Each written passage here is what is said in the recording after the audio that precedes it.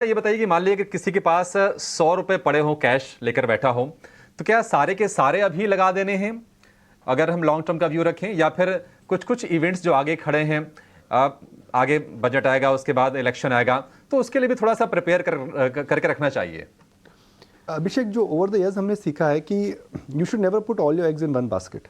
तो ये बोलना कि जी 100 के 100 रुपीज़ हमें इस समय एक सेक्टर में निवेश कर देने चाहिए, इक्विटी में निवेश कर देने चाहिए, शायद एक अच्छी राय नहीं होगी। बिकॉज मार्केट में इस समय आप ऐसा नहीं बोल सकते हैं कि आप ऐसे लेवल ऑफ वैल्यूएशन पर हैं जहां पर आप एकदम करेक्शन को रूल आउट कर सकता है। I don't think market is at a price where you can say the margin the valuations are at a rock bottom, ऐसा नहीं है।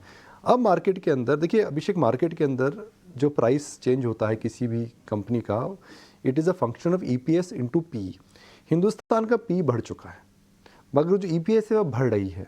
अब depending on the company which we are talking about, EPS के अलग मूल्यांकन है। Consumer take के अंदर 20 से 25%, छोटे बैंक्स के अंदर 18 से 25%, बड़े बैंक्स में 12 से 13%, आईटी के अंदर सिंगल डिजिट, ऑटो के अंदर इस साल 20% ज़्यादा ग्रोथ आएगी। अचानक फार्मा में लुपिन और डॉक्टर रेड्डी सप्लाई के नंबर में दिख रहा था, ज़बरदस्त उछाल आ रहा है। तो I think now the market will be a function of earnings growth rather than P expansion. तो जहाँ पर डिसअपॉइंटमेंट आएगा, हो सकता है वहाँ पर मार्केट में थोड़ी मार भी पड़ जाए। मगर आपको अगर निवेश करना है तो आपको अपने निवेश को 3 या 4 बकेट्स में निवेश करना पड़ेगा। सबसे पहले शॉर्ट टर्म में मुझे लगता है कि small and mid cap stocks के अंदर वॉलेटिलिटी रहेगी।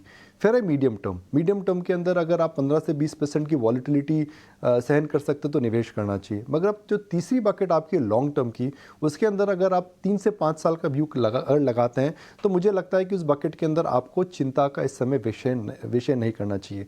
देखिए अभिषेक, मार्केट के अंदर अगर हमें लगता है कि कोई स्टॉक है जो 50 रुपये का है, वह 100 रुपया हो सकता है, 150 रुपया हो सकता है, तो really does not matter whether you entering the stock at 65 rupees और 75 रुपीज़।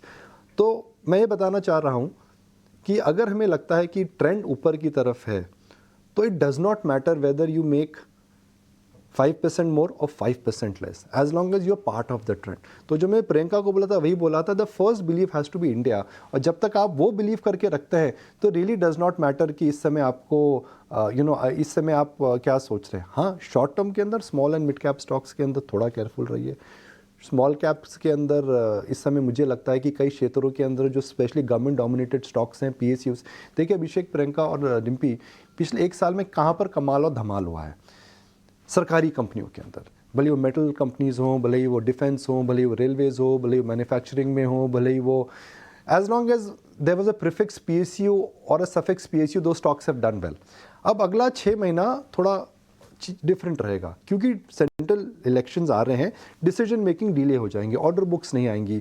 मार्च अप्रैल के बाद एक प्रकार का वैक्यूम आ जाएगा, फिर सरकार इलेक्शंस मोड में जाएगी, फिर इलेक्शन के बाद डिसीजन मेकिंग चालू होगी। तो अगला 3 से 4 महीना फरवरी बजट के बाद मुझे लगता है डिसीजन मेकिंग थोड़ी स्टॉल हो जाती है, बिकॉज इंटरिम बजट आता है, नई एलोकेशन नहीं आती हैं, तो उसकी वजह से हो सकता है डिसीजन मेकिंग थोड़ी स्लो हो जाए। तो हो सकता है कि अगला 6 महीना पीएसयू स्टॉक्स के लिए इतना ज़बरदस्त ना रहे।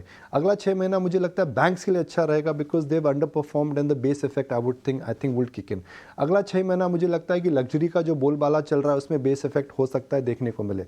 अगला 6 महीना मुझे लगता है आईटी के लिए और ख़राब हो सकता है, बिकॉज हम देख रहे हैं कि यूएस इकॉनमी के अंदर किसी प्रकार का हमें रुख देखने को नहीं मिल रहा है और सब बात कर रहे हैं कि रिसेशन आएगा। अगला 6 महीना मुझे लगता है रियल एस्टेट और फार्मा का अच्छा रहेगा, बिकॉज रियल एस्टेट अब ट्रेंड में है और फार्मा के अंदर तेज़ी देखने को मिल रही है।